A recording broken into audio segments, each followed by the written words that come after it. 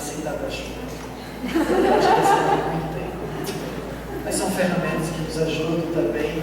Nós temos uma divisa. O tema que foi escolhido para a nossa mini conferência hoje, intensivão, embora nós tivemos um bom tempo hoje à tarde para descansar também, é justamente essa ideia de esperança, de alegria, de amor. Nós temos muitos motivos para nos desanimar ao nosso redor em termos da família, mas eu quero trazer à memória o que pode me dar esperança. As misericórdias do Senhor são a razão de não sermos consumidos. Grande é a fidelidade do Senhor. Ele ama a nossa família mais do que nós mesmos. Ele ama nossos filhos mais que nós os amamos. Deus está mais interessado no bem-estar, na eterna salvação de cada um de nós do que nós mesmos. Vamos repetir essa divisa que nós temos, o tema: esperança. Todos juntos, espera aí, todos juntos.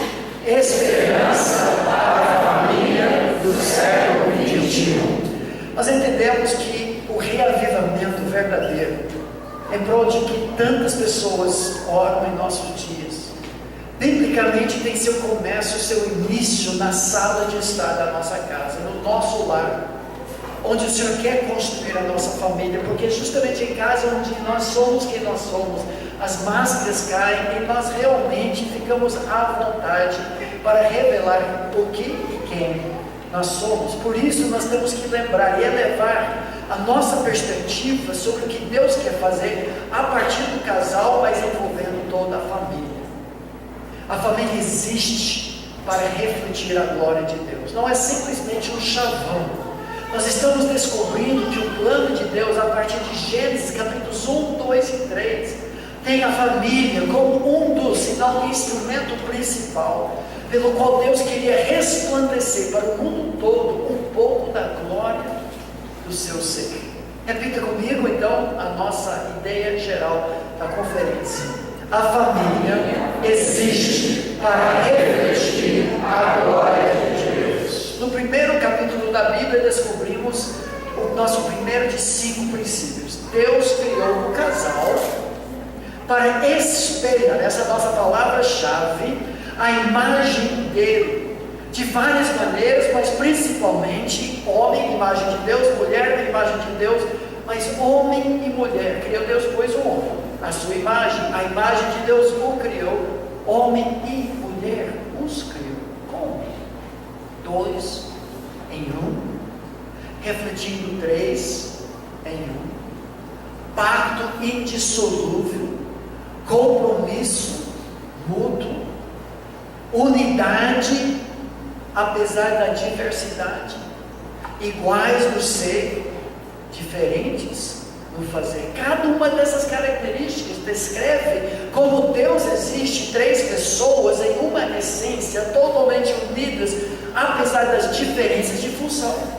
E Deus dá um privilégio para o casal resplandecer, refletir esses aspectos. E dentro dessa ideia, então, não somente refletimos a imagem de Deus, mas Deus nos dá o poder procriativo. O nosso amor, a união dos nossos corpos, como consumação, selo da aliança entre nós. Dentro da soberana vontade de Deus, reproduz novos seres humanos, almas eternas. Nossos filhos, um testemunho eterno ao nosso amor. Que privilégio, que responsabilidade. E assim nós enviamos os nossos filhos. O plano original foi assim, os filhos nascendo nos braços de Deus, como reflexo dos pais e reflexo do amor do ser de Deus. Mas também nós descobrimos que representamos o reino de Deus, como juntos nós ministramos para o mundo, representando e subjugando a terra. A pergunta então, mas como em detalhes nós fazemos isso? O capítulo 2 responde essa pergunta. O segundo princípio do casal, a imagem de Deus manifesta-se pela complementação mútua através dos nossos papéis. Ou seja, o relacionamento complementar entre homem e mulher é um reflexo da imagem de Deus. Deus é cabeça de Cristo, Cristo cabeça do homem, o homem cabeça da mulher, da mesma forma como Cristo é igual a Deus, mas tem funções diferentes. O marido é o líder do lar, amoroso, sacrificial, e a esposa se submete ao homem. Eu quero que você abra sua Bíblia agora em Gênesis capítulo 1 mais uma vez, para ver como Deus declara, conclui essa ideia em Gênesis 1:31, e uma ideia ecoada em Provérbios 18 também. Depois de tudo isso, viu Deus tudo quanto fizeram, e eis que era muito bom. A família estava atuando exatamente como Deus quis. Esse foi o plano dele. Tudo estava funcionando direitinho. Provérbios diz assim: o que acha uma esposa acha bem, e alcançou o favor, a graça, a benevolência do Senhor. Foi a lua de mel. No capítulo 2, na última parte, nós encontramos o terceiro princípio de 5, que diz assim: o casal. A imagem de Deus também manifesta-se pelo compromisso da aliança conjugal. Gênesis 2:24, melhor, vamos para 2:21. Deus providenciou uma auxiliadora idônea. Nós descobrimos o significado disso.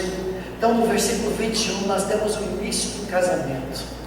Nós temos a entrada da noiva. Nós temos a apresentação quando ela chega junto do noivo Adão. Então o Senhor Deus fez cair pesado sono sobre o homem, e este adormeceu. Tomou uma das suas costelas e fechou o lugar com carne. Interessante que Deus fez a mulher do homem, não fez do pó da terra. A criação da mulher foi diferente, demonstra a interdependência dos dois. Encontramos isso mais tarde no Novo Testamento, porque o homem vem da mulher, mas a mulher veio do homem. Cada um precisa do outro. Alguns brincam dizendo que Deus não tirou a mulher do calcanhar do homem para não ser pisado por ele, nem da testa para mandar nele, mas do lado para ser a melhor amiga dele. Outros afirmam que veio da costela, porque a costela protege os órgãos vitais do coração, e a mulher é uma espécie de proteção do coração do seu próprio marido, porque dentro de cada um de nós homens tem um menininho bem inseguro. E é quando a nossa esposa nos encoraja, nos incentiva, em vez de ser aquele gotejar contínuo, sempre pegando no nosso pé, mas é nossa maior fã, o homem pode conquistar o mundo inteiro. Eu não sei porque foi a costela, mas eu sei que mostra a interdependência. Não é homem independente da mulher, não é mulher independente do homem, mas ela saiu do homem e mais tarde o homem sai dela. Nós precisamos um do outro. Versículo 22, e a costela, que assim o Senhor Deus tomara o homem, transformou-a numa mulher e lhe trouxe. Agora a cerimônia do casamento começa. E disse o homem, quando ele vê a sua noiva chegando no meio dos arbustos do jardim, se aproximando a ele, e no texto hebraico, o que ele diz é o seguinte: é mais ou menos isso. Porque essa palavra, esta afinal, é uma exclamação de muita alegria. Esta afinal, e agora o homem faz uma declaração dos primeiros votos conjugais das Escrituras. Ele faz uma declaração que só entendemos mais tarde na Bíblia, quando ele diz, esta afinal. Eu nunca entendi esse afinal. Ele está esperando 18 horas, como se fosse a vida toda. Bom, foi a vida toda dele mesmo. É afinal, eu esperei a minha vida toda, todas essas 18 horas. Essa afinal, olha o que ele diz, é osso dos meus ossos e carne da minha carne. Sabe o que ele está dizendo? Nós somos um. Mulher, nada nos separa. É o que o livro de Cantares repete 3 vezes no refrão, quando diz, eu sou do meu amado e meu é meu. É uma declaração de voto, de dedicação, de compromisso, de indissolubilidade. mulher, nada nos separa. Até o jogo de palavras, varão e varoa, chamar-se a varoa, Ishá, porquanto do varão, Ish, foi tomada. São palavras diferentes, mas ele até faz um jogo de palavras para dizer, nada nos separa. Guardem essas palavras. Porque daqui a pouco, vai ter outras palavras para a mulher. Num instante, o sujeito mudou de ideia. Muito triste isso. Mas agora chegamos ao versículo 24, que é um comentário divino editorial. Porque sabemos que não se trata de Adão e Eva pelas palavras, por isso, pelo fato de que esse casal é inseparável, pelo fato de que Deus criou interdependência entre o casal, pelo fato de que esse espelho da glória de Deus há de resplandecer no mundo inteiro um vislumbre de quem Deus é. Por isso, a partir desse momento, o precedente estabelecido. Deixa o homem pai e mãe. Nós sabemos que não trata de Adão e Eva, por quê? Porque Adão não tinha sogra. Eu não vou falar feliz foi Adão. Eu amo minha sogra, escrevi um livro com a minha sogra. Mas o precedente, por isso, à luz de todas essas verdades, o precedente do casamento bíblico é independência, um novo núcleo, um novo espelho. Deixa o homem pai e mãe, se une, a palavra é muito forte, gruda-se, cola-se. Eu chamo isso o super bonder da aliança matrimonial. Se une a sua mulher, e o ponto culminante desse processo, tornando-se os dois uma só carne. Temos mais um vislumbre dessa ideia de que dois em um são como um reflexo da glória de Deus. Essas três frases, talvez você queira anotar na sua Bíblia, em outro lugar, creio que nós podemos definir a ideia da aliança conjugal, do pacto conjugal, nas palavras exclusividade, fidelidade e intimidade. Notem a ordem. Casamento bíblico se define pela aliança, não pela relação sexual. Essa é uma ideia equivocada. Por causa de algumas interpretações de um texto em 1 Coríntios 6, que alguns acham pelo fato de que quem se une à prostituta se torna uma só carne com ela, logo se casou com ela. Não é isso que Paulo está argumentando. Ele está falando que você prostituiu o processo bíblico de casamento. Você usufruiu do direito de união de corpo sem deixar e sem unir. Paulo está dizendo é falsificação, não é casamento, é prostituição, é fornicação, mas não é um casamento. Terceiro item da ordem é a consumação da relação sexual com o casal, mostrando que o deixar era legítimo, era verdadeiro, era sincero. Eu estou me colando a você porque eu estou deixando todos os outros. Unir-se à sua esposa é uma cola das almas. Eu sou da minha esposa é minha. Eu sou do meu marido é meu.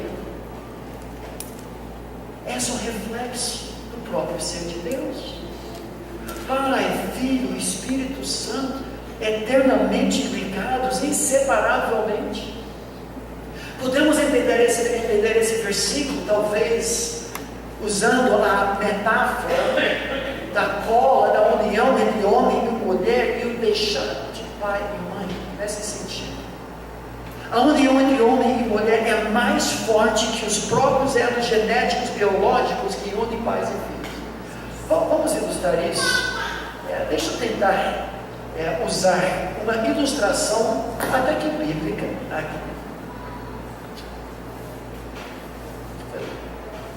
O demônio do microfone aparece de vez em quando. Se o homem, implicitamente a mulher, deixam todos os terceiros representados na união outrora mais forte, um cordão umbilical que nos une a mamãe e papai. O texto está dizendo, você vai negar, não desonrar, mas negar seu próprio ser, seu DNA, que é um ajuntamento do código genético, metade veio do papai, metade veio da mamãe, metade veio do papai, metade veio da mamãe. Se possível fosse, você teria que separar seu próprio DNA, deixar a sua identidade como filho do pai e filho da mãe, mas você não deixa a sua esposa. Essa aliança aos olhos de Deus é mais forte do que os elos biológicos genéticos que unem você com seus pais. É radical isso. Por isso, deixa o homem pai, mas não deixa a sua esposa. Cola-se, une-se, torna-se um em todos os sentidos, mas não larga. Porque vocês são reflexo do brilho, da glória, da união, da unidade do próprio Pai Celestial com o Filho e Espírito Santo. Aos olhos de Deus é muito importante isso. Por isso Malaquias diz: eu odeio divórcio. Por que Deus odeia divórcio? Porque divórcio é vandalismo na própria imagem, no brilho da glória do próprio Deus.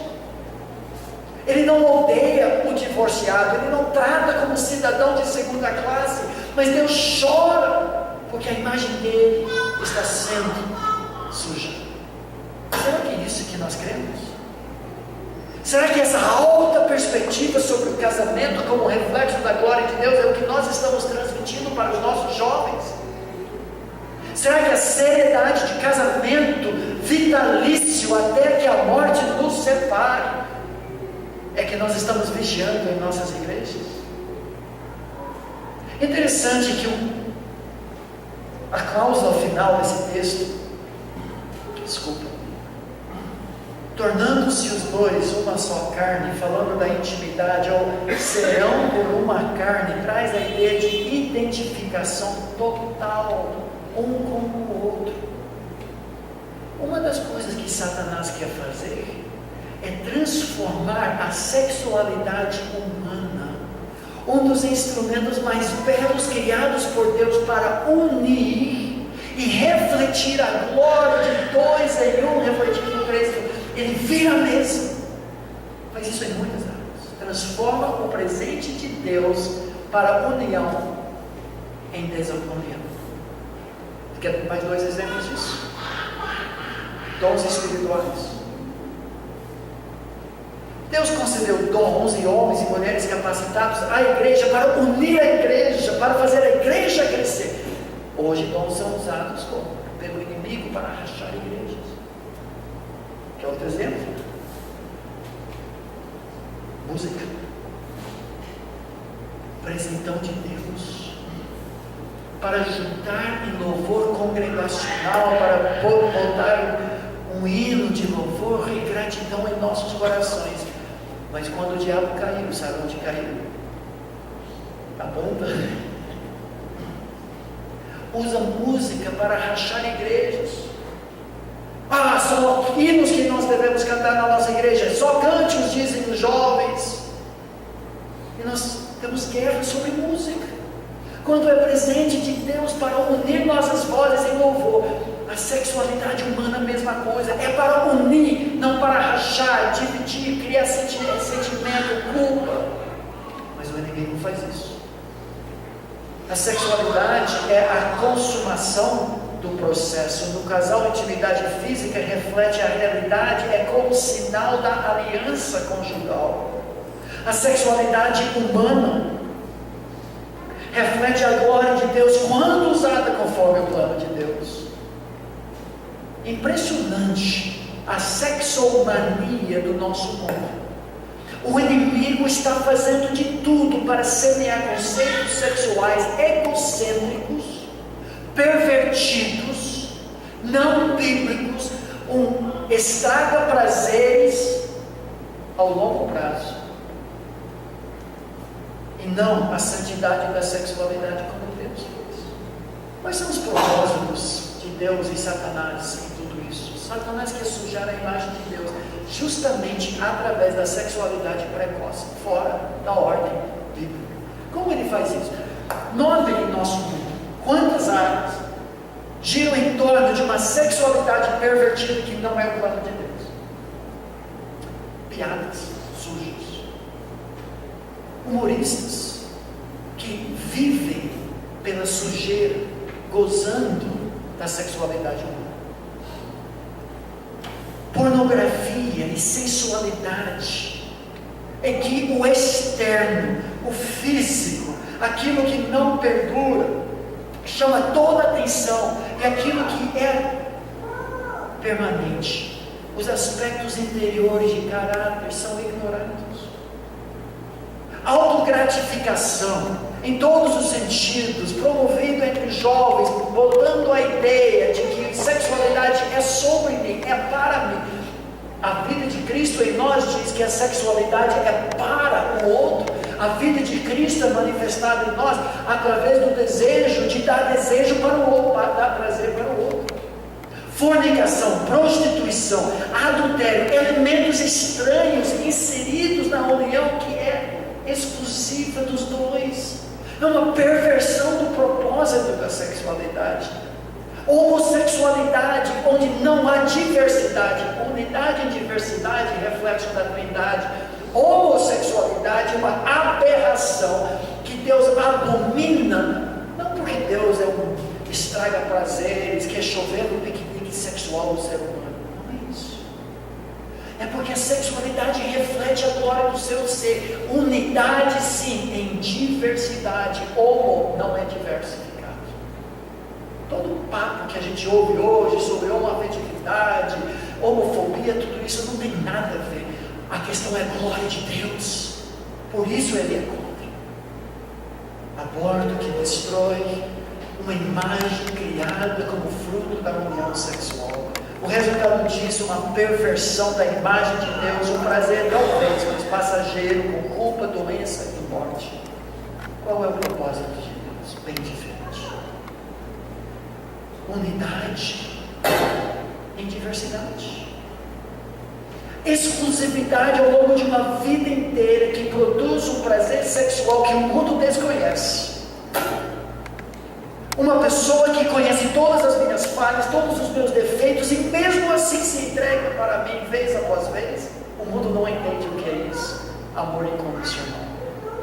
2 em 1, refletindo 3 em 1. Relacionamento altruísta, em que cada um visa o bem do outro mais do que o seu próprio, promovendo uma intimidade, uma transparência, uma vulnerabilidade com amor e aceitação incondicionais. O resultado disso no plano de Deus é um reflexo da imagem do próprio Deus. Prazer duradouro, não falsificado. A procriação de novas imagens. E algo muito santo. Diferente do que algumas religiões ensinam, que o sexo é só para procriação. Não, é para recriação. É para reflexão. É para refletir a própria glória de Deus.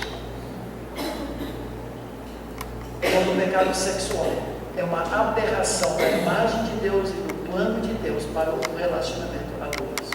Devemos proteger esse relacionamento a qualquer custo, porque reflete a imagem de Deus. Amém?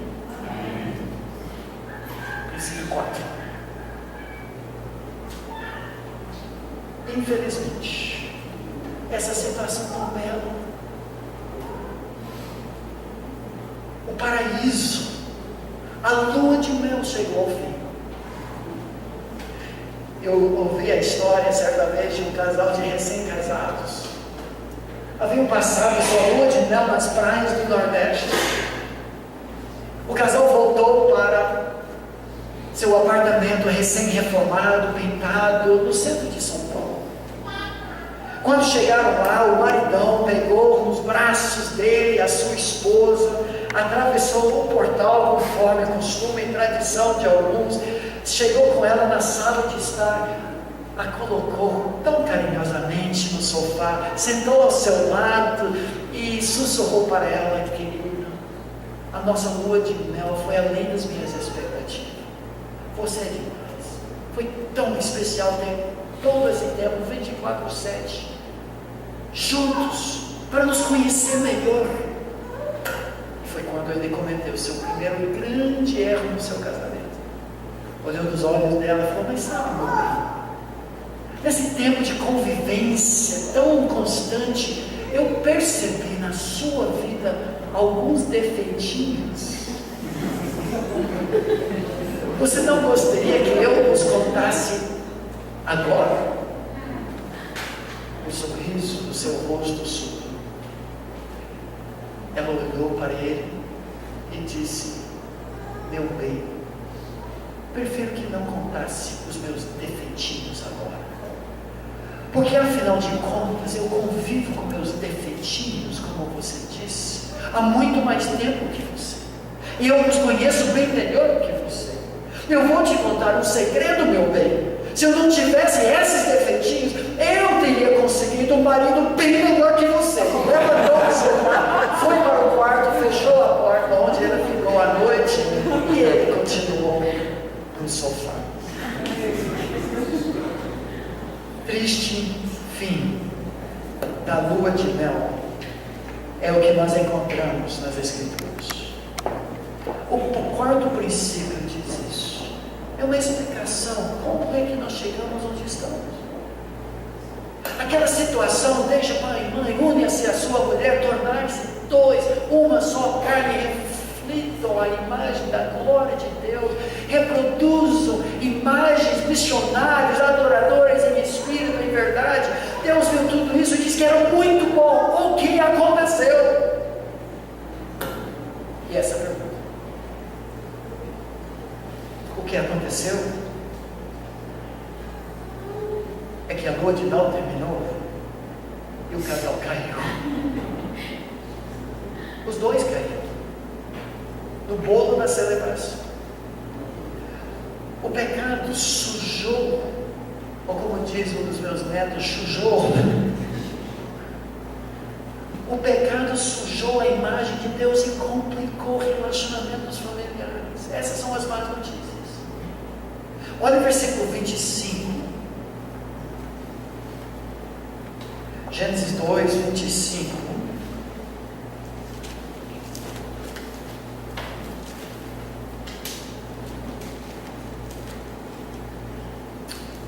Que nós encontramos a lua de mel. Gênesis 2 termina assim: ora, um e outro, o homem e sua mulher, aquela imagem de Deus, estavam nus e não se envergonhavam. Por que Deus tinha que falar isso?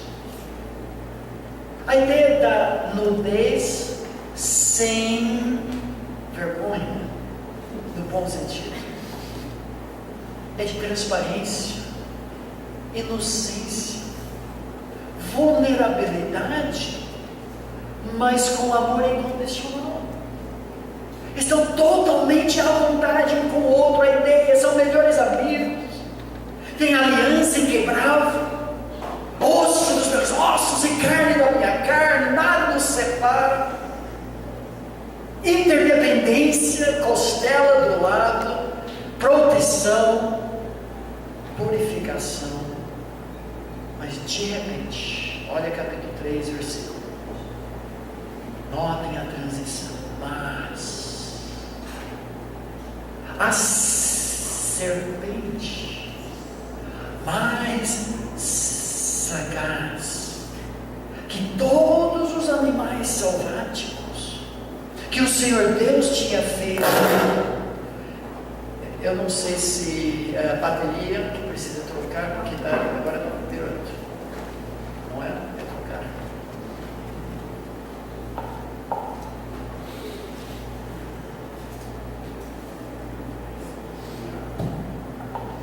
Ok.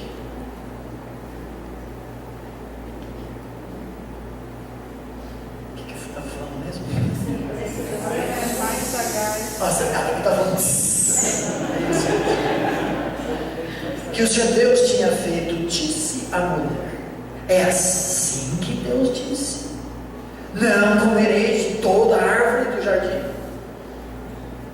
Tem uma transição ainda interessante é que tem algo que eu preciso mostrar para os irmãos. Isso aqui é carne mesmo, tá bom? Um pouco de churrasco bíblico para nós. Tem um jogo de palavras entre a palavra nous e a palavra sagaz.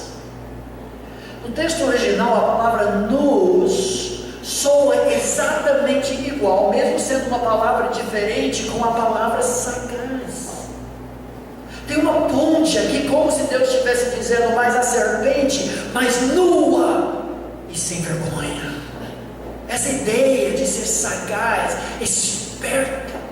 Obviamente, como o livro de Apocalipse nos mostra, Satanás já havia caído, a serpente, o dragão, o acusador dos irmãos, de alguma forma, nesse momento já havia caído, já queria colocar o seu trono acima de Deus, ele queria ser o Jesus do universo, ele queria a preeminência do universo, está chateado agora, está feroz e ferozmente atrás da imagem de Deus. Ele vai tentar estragar tudo isso, ele não vai afrontar Deus diretamente, já tentou uma vez, e olha onde se caiu. Agora ele vai atrás da imagem.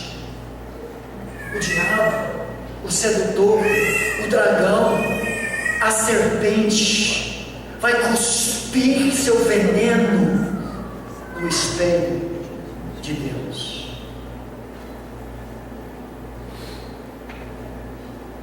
Há muito perigo aqui. O maior sem vergonha do universo vai dar bote no casal em injetar a sua vergonha no casal. O casal inocente, transparente, vulnerável, nu, vai receber, engolir esse veneno que agora vai percorrer pelas suas veias e por todos nós em Adão. Mas esse capítulo de Gênesis capítulo 3, nós entendemos um mundo dentro de um mundo, porque esse capítulo é o resumo da Bíblia toda. As más notícias do pecado e as boas notícias da graça, onde o pecado abundou, a graça superabundou. O bote do inimigo injetou o veneno do pecado nas veias da raça humana. Eu gostaria muito de trabalhar um pouco como a tentação transcorreu, o que exatamente aconteceu, mas as más notícias chegam no versículo 6, olha na sua Bíblia. Depois de toda a sedução da serpente, com o homem presente, ele estava com ela no jardim. Algumas Bíblias não traduzem uma frase que diz que ele estava com ela. A Bíblia corrigida, se eu não me engano, a NVI também faz isso, versículo 6. Vendo a mulher que a árvore era boa para se comer, agradável aos olhos e a árvore desejável para dar entendimento. Olha a rapidez, tomou-lhe do fruto e comeu e deu ao marido com ela e ele comeu. Pá, pá, pá, pá, para o pescador, a isca foi. O inimigo começou a retirar. Passou na frente da mulher, o homem ignorou as palavras de sedução para proteger a sua mulher, foi omisso e passivo, e ela foi atrás, e antes de mais nada, uau! E o inimigo então fisga o casal. Mas olha os resultados disso: vergonha. O sem vergonha injetou vergonha no casal inocente. Abriram-se então, olha o versículo 7, os olhos de ambos, e percebendo que estavam nus, a mesma palavra, esse tema. De repente agora eles têm vergonha da sua nudez por causa da segunda parte do versículo, quando a religiosidade humana entra em cena pela primeira vez, quando diz: cozeram folhas de figueira e fizeram cintas para si. O que é isso? Uma tentativa fajuta de cobrir os efeitos do pecado entre eles. Eles não podem mais olhar para si da mesma forma, do mesmo jeito. Eles têm vergonha porque estão expostos. Eles de alguma forma sabem que estão com vexame do pecado, da sua lama pendurada sobre suas almas. O que é interessante é notar que esse tema da nudez que percorre o texto, que o impacto do pecado na sexualidade do casal é um reflexo da perda da inocência. que de alguma forma Satanás já está mirando a sua sexualidade e virando a sexualidade contra o casal. E uma pergunta se levanta no texto, como é que eles, porque eles arrancaram folhas de uma árvore para fazer cintas, para cobrir seus membros genitais? Isso não parece fazer sentido. Que reação é essa? Diante da vergonha do pecado, diante dessa religiosidade sem derramamento de sangue, que simplesmente arranca folhas sem morte e tentar cobrir sua vergonha. Eu acho que de alguma forma Deus havia plantado neles um instinto que dizia que eles acabaram de introduzir no mundo. Eles vão introduzir no mundo, pelos seus membros reprodutivos, não novas imagens resplandecentes da glória de Deus, mas imagens nascidas nas garras de Satanás. Que aquelas crianças, fruto do seu amor, serão imagem de Deus, mas imagem desfigurada.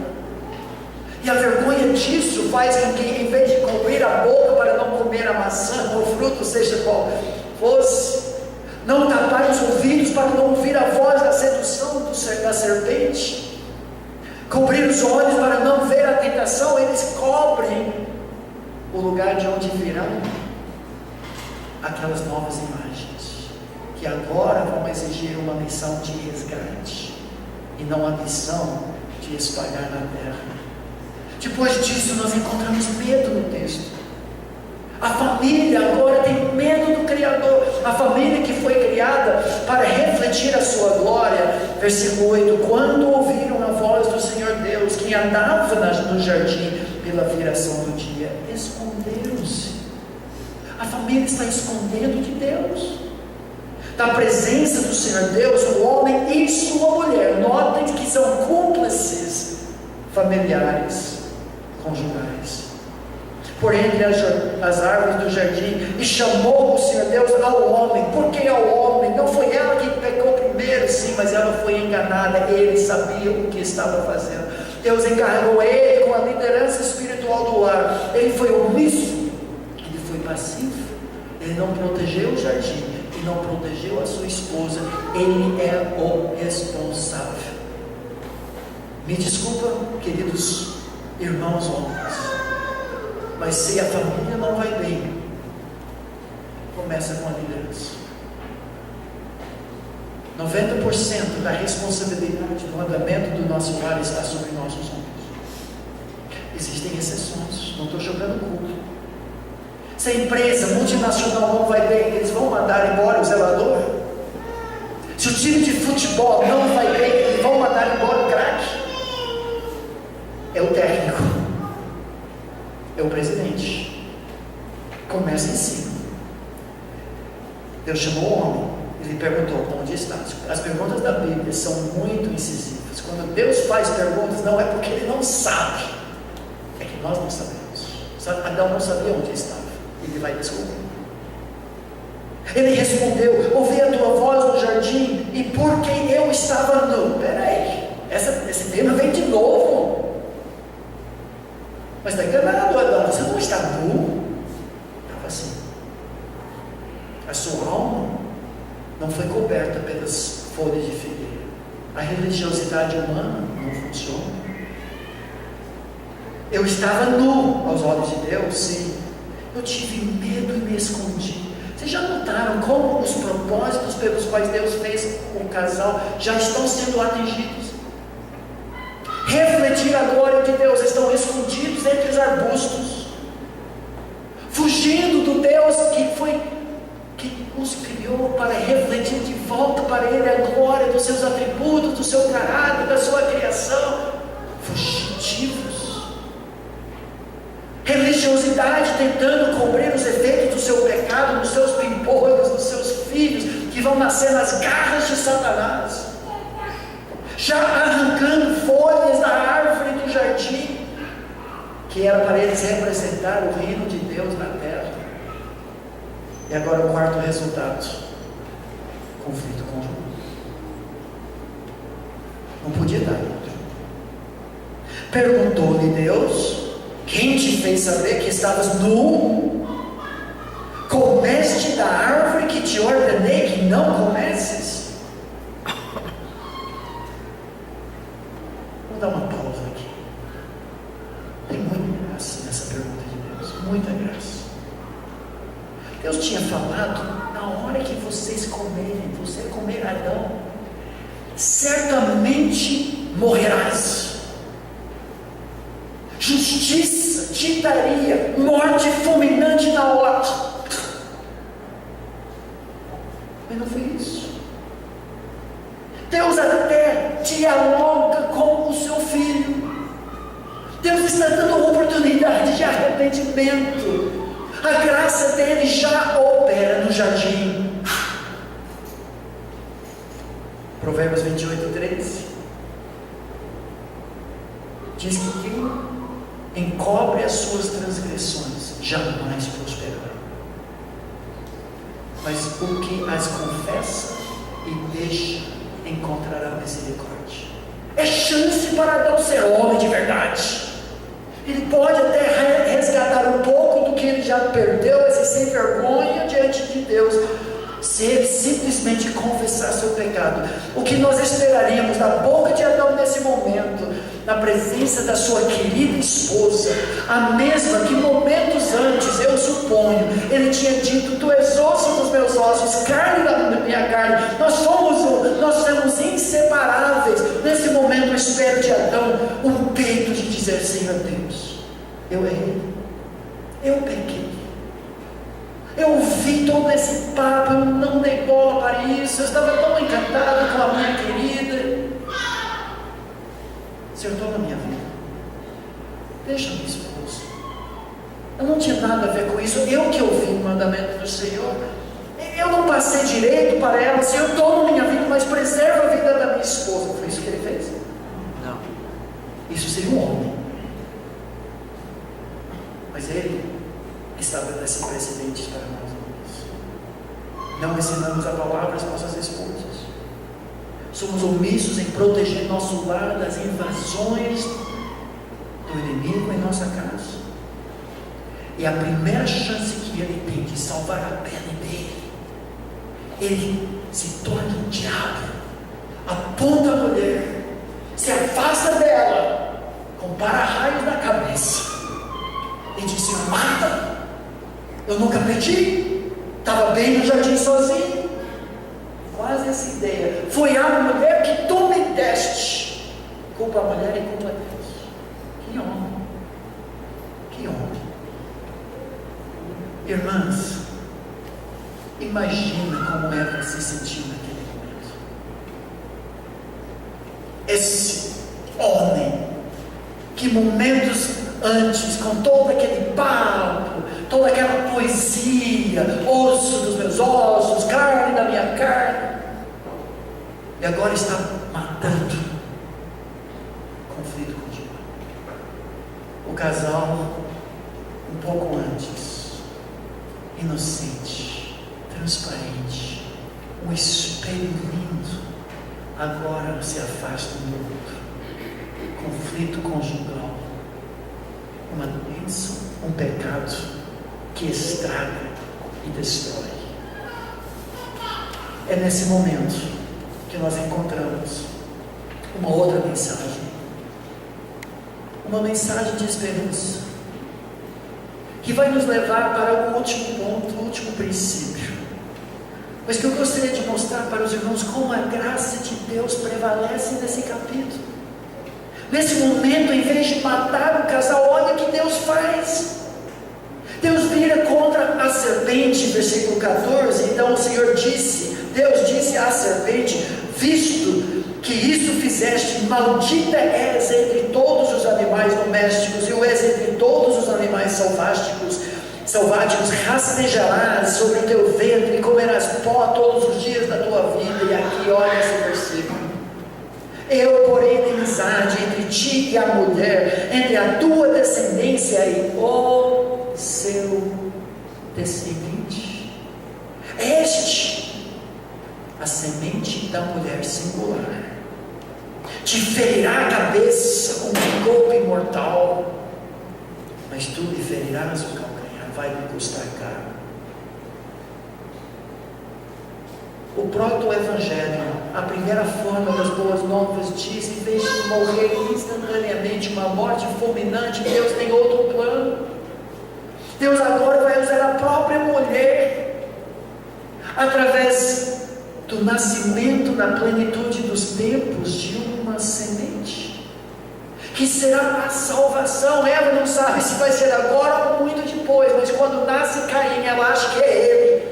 Inclusive no capítulo 4, ela que dá nome. É estranho isso nas escrituras, mas a palavra Caim significa adquirir, será ele o redentor.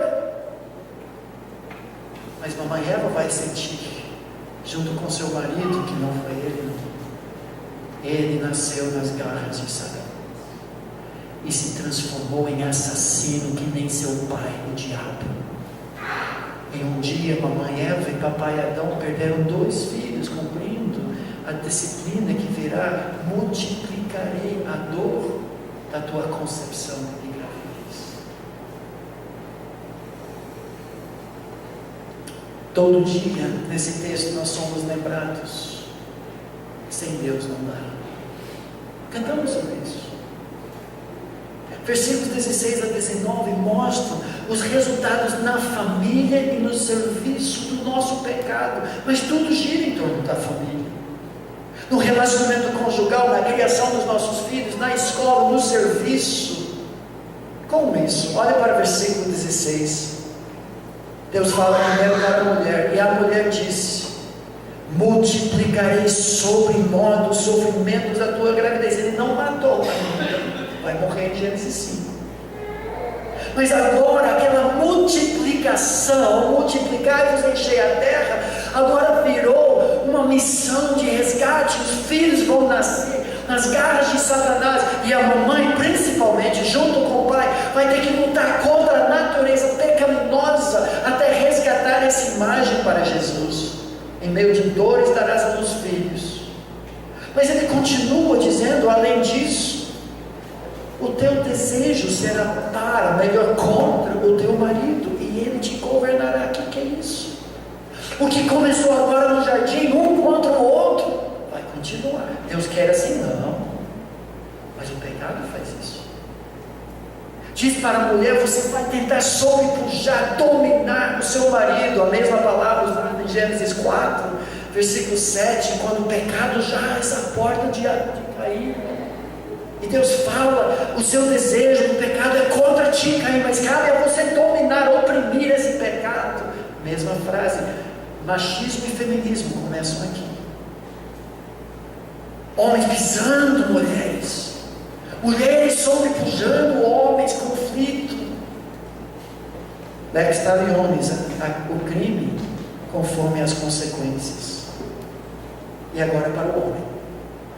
E Adão disse, notem a primeira frase que Deus diz para Adão agora: visto que atendeste a voz de tua mulher. Você já tinha notado isso? E depois ele fala: e comeste da árvore que eu te ordenara não comeces. Ele começa com o fato, não sei se constitui como o primeiro pecado, mas Adão abandonou seu papel como reflexo de Deus no relacionamento a dois. Abandonou o seu papel de líder, deu voz à mulher, fez ela uma deusa diante de Deus e cobiçou. E comeste da árvore que eu te proibi fazer. Maldita é a terra por tua causa, em fadigas obterás dela o sustento durante os dias de tua vida. Ela produzirá também cardos e abrolhos. Tu comerás a erva do campo, no suor do rosto comerás o teu pão, até que tornes a terra, pois dela foste formado, porque tu és pó e ao pó tornarás. Nossa luta para extrair, extricar dessa vida no nosso pão diário, alimentar a nossa esposa, alimentar os nossos filhos, o que outrora teria sido um prazer tão grande, um realizador trabalho, agora é suor e sangue, lutando contra essa terra. lutando com fregueses, com patrões, com mais salário, mais mês no final do salário do que salário no final do mês.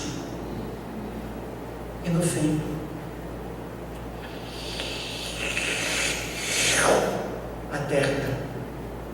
a terra suga a gente de volta, e nós voltamos a ser pó, nós vamos morrer. Davi, como você vê graça em tudo isso? Porque Deus não nos matou, mas nos deu lembranças diárias. Nós precisamos do Senhor. Se o Senhor não edificar a minha casa, estou perdido. Se o Senhor não edificar, construir, alcançar meus filhos, nós estamos perdidos. Se o Senhor não me acompanhar no meu trabalho, na minha escola, no meu vestibular, eu estou perdido. Eu preciso do Senhor. E notem como cada um dos propósitos para a família foi atingido. Refletir a imagem de Deus como casal, conflito. Reproduzir aquela imagem, dor. Representar a imagem de Deus ao subjugar a terra, ver o trabalho doloroso, o pecado horrível. Por que brincamos com o pecado? Um só pecado gerou tudo isso. Isso nos leva para o último princípio, que basicamente já falei, e que diz assim: somente em Cristo é que a imagem de Deus e o relacionamento conjugal podem ser resgatados. Essa razão da cruz. Nunca o homem foi falado por Deus maldito. Satanás, maldito. A terra, maldita. Mas maldito não foi o homem, foi o filho do homem. Maldito é todo aquele pendurado na árvore, no madeiro. Em vez de matar o casal, Deus prometeu: agora eu vou montar uma missão de resgate. Eu vou injetar o meu filho na raça humana, o Deus homem, o seu sangue puro será o antídoto do veneno de Satanás. E todo aquele que lança seu destino eterno nos braços do meu filho estendidos na cruz é eternamente salvo. Eu pagarei o preço. Meu filho será maldito. Os pecados da raça humana vão pendurar sobre o corpo dele, exposto nu na cruz, objeto de zoeira, de ridicularização, de gozação. Eu faço isso por amor à humanidade, por amor à família. Eu vou resgatar a família da raça humana.